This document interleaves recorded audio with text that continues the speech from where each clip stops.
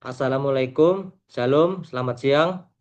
Di sini kami kelompok 4 akan mempresentasikan tugas akuntansi biaya kami, yang di mana usaha kami yaitu produksi ikan tuna, yang di mana anggota kelompok kami yaitu yang pertama Ayu Landani dengan NPM 013, kemudian ada Indah Oktavia dengan NPM 027, kemudian ada saya sendiri Nikodemus Sinaga dengan NPM 031.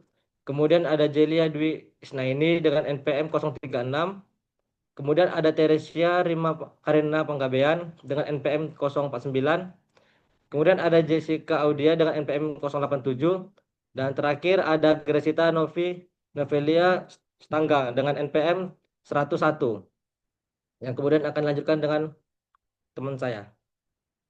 Baiklah, eh, usaha abon ikan sejahtera merupakan sebuah unit bisnis yang bergerak dalam bidang pengolahan hasil perikanan. Khususnya produk abon ikan tuna, produk ini dipilih karena memiliki nilai tambah yang tinggi, daya simpan yang lama, serta permintaan pasar yang stabil. Dalam menjalankan usaha ini, kategori usaha berfokus pada pengolahan hasil perikanan, yaitu mengolah bahan baku ikan menjadi produk olahan siap konsumsi yang lebih praktis dan bernilai ekonomis. Target keuntungan yang ingin dicapai adalah 10% yang dihitung dari total penjualan serta dikurangi biaya produksi. Angka tersebut dianggap realistis dan sesuai dengan potensi pasar abon ikan yang cukup luas, baik untuk konsumsi rumah tangga maupun kebutuhan industri kecil.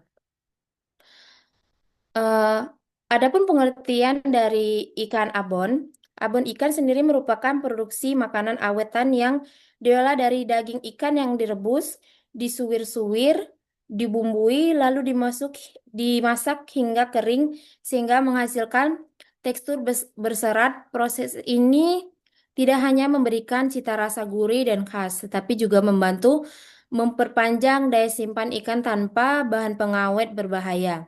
Dengan proses produksi yang higienis dan standar, mutu yang baik, abon ikan tuna dapat menjadi produk unggulan yang mampu bersaing di pasar.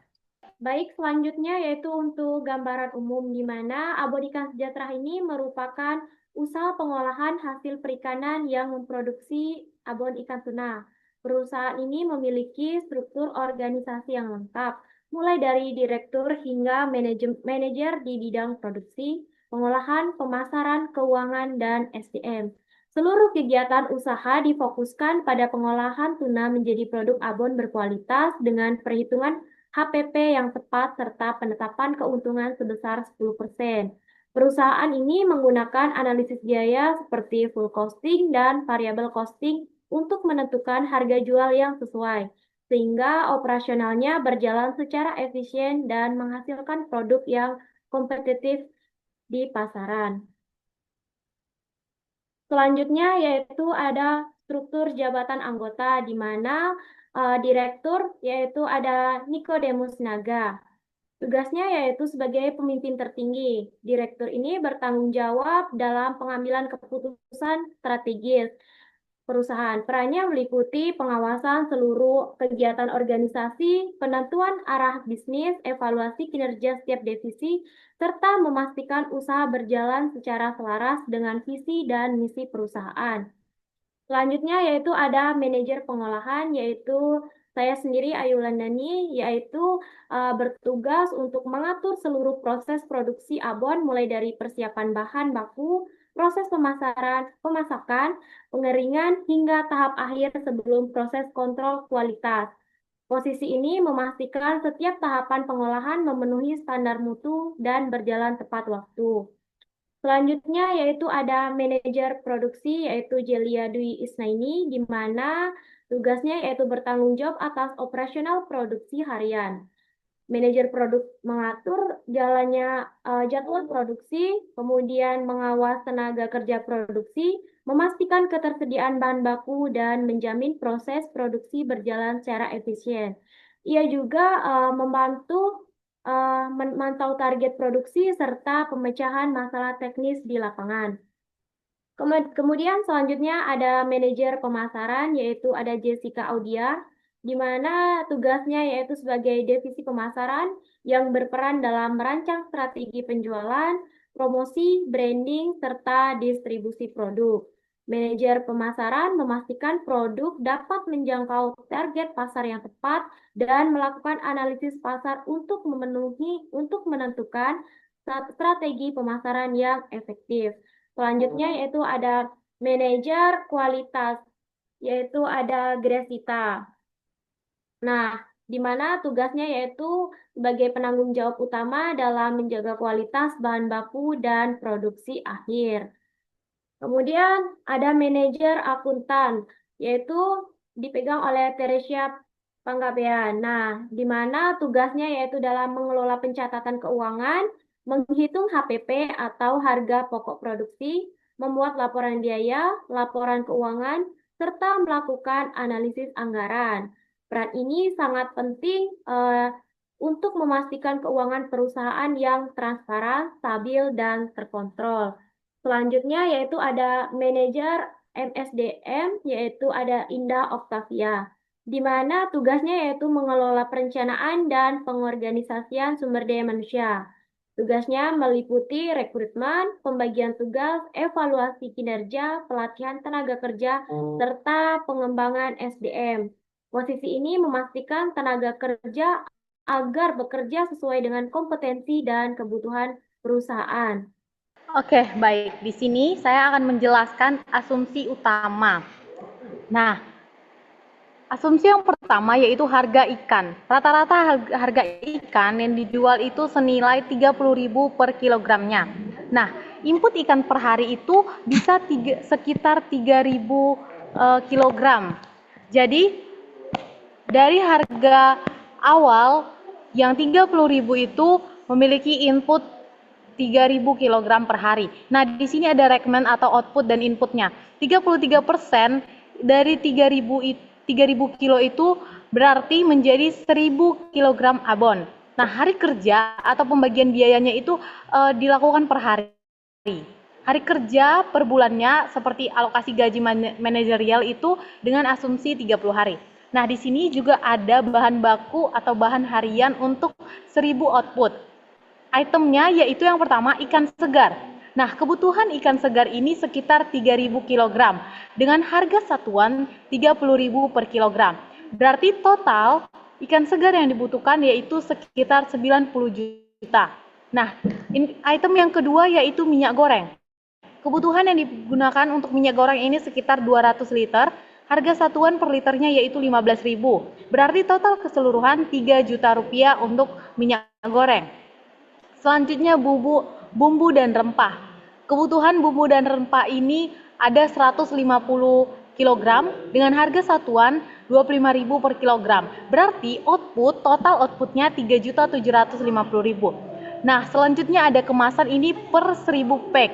Kebutuhannya itu 1.000 pack, berarti satu packnya itu berharga 1.200. Berarti total kebutuhan kemasan yang 1.000 pack itu menjadi 1.200.000 dan yang terakhir ada label atau printing. Nah, ini kebutuhannya tidak terbatas, berapa yang pesan berapa dibuat seperti itu dan totalnya sekitar 500.000. Jadi subtotal bahan baku yaitu 100.450.000 rupiah. Selanjutnya akan dijelaskan oleh rekan saya. Baiklah, untuk tenaga kerja langsung itu biasanya digaji biaya per hari. Dengan posisi operator produksi dengan jumlah orang 20, upah per hari 120.000, totalnya jadi 2.400.000. Pengolahan dan penggorengan itu jumlah orangnya 10.000 dengan upah harian 150.000 dengan total 1.500.000. Pembersih dan sortir itu berjumlah 5 orang dengan upah 120 dan total 600.000. Packing itu berjumlah 8 orang dengan upah 100.000 per hari, totalnya 800.000. Quality control itu jumlah orangnya 3 dengan upah harian 150.000 dengan total 450.000. Total tenaga kerja langsung yaitu 46 orang dengan total 5.750.000. Lalu biaya manajemen alokasi per hari yaitu jabatan 6 manajer Masing-masing gaji per bulan yaitu 10 juta, dengan total per hari yaitu 2 juta.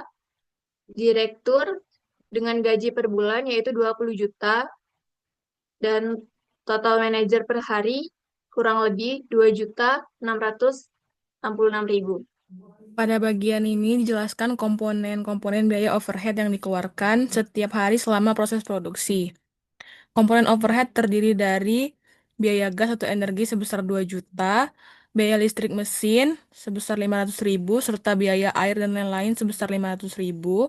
Selain itu terdapat juga alokasi biaya penyusutan mesin sebanyak 1 juta per hari. Jika seluruh komponen tersebut dijumlahkan, total biaya overhead dan penyusutan per hari adalah 3 juta. Pada bagian rekap total biaya produksi per hari, total biaya produksi dihitung dari 3 komponen utama. Pertama, biaya bahan baku yang digunakan dalam proses produksi per hari mencapai 100.450.000 rupiah. Kedua, biaya tenaga kerja langsung atau TKL per hari sebesar 5.750.000 rupiah. Ketiga, biaya overhead dan penyusutan per hari sebesar 3 juta. Dengan menjumlahkan seluruh komponen tersebut, total biaya produksi per hari adalah 111.866.000 rupiah. Untuk komponen bahan baku yaitu sebesar 100.450 per hari yang berarti biayanya adalah 100.450 per kilo. Yang kedua, tenaga kerja TKL sebesar 5.750 per hari atau 5.750 per kilo. Overhead biaya tidak langsung termasuk penyusutan menyumbang sebesar 3 juta per hari atau 3.000 per kilo.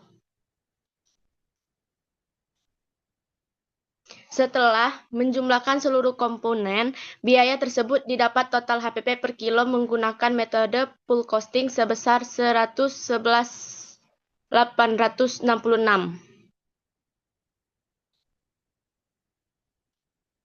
Untuk penentuan harga jual atau target laba dengan HPP sebesar 111.866 per kilo, perusahaan menargetkan laba sebesar 10%.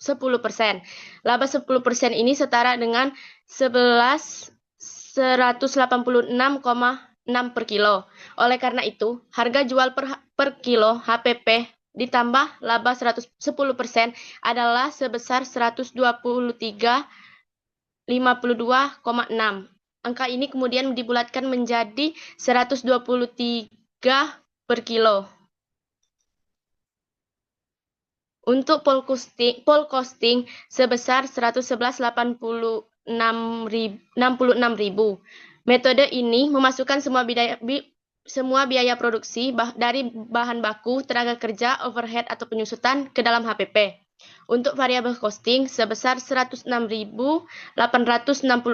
Metode ini hanya memasukkan biaya yang bersifat variabel seperti bahan baku, tenaga kerja, dan overhead variabel. Biaya tetap seperti penyusutan dianggap sebagai beban periode dan dikeluarkan dari HPP. Perbedaan antara dua metode ini sebesar 5.000 per kilo. Adalah jumlah biaya tetap, yaitu penyusutan yang dikeluarkan dari HPP saat menggunakan variabel costing. Untuk harga per kemasan dengan berat 100 gram, yaitu sebesar 12.300 sampai 12.500. Untuk berat 250 gram, sebesar 30.750 sampai 31.000. Dan 500 gram, 61.500 sampai 62.000. Baik, kesimpulan dari yang disampaikan tadi, berdasarkan hasil perhitungan menggunakan variabel costing dan full costing, diperoleh bahwa metode full costing produk biaya baik variabel dan maupun biaya tetap. Sementara itu, metode variabel costing hanya menghitung biaya variabel sehingga menghasilkan harga yang lebih rendah. Namun kurang mencerminkan kondisi biaya produksi yang sebenarnya. Apabila perusahaan menetapkan target keuntungan sebesar 10%, maka metode full costing lebih direkomendasikan. Metode ini memberikan dasar penetapan harga jual yang lebih akurat dan aman, sehingga keuntungan yang ditargetkan dapat tercapai tanpa risiko kekurangan penutupan biaya produksi. Sekian dari kelompok kami, terima kasih.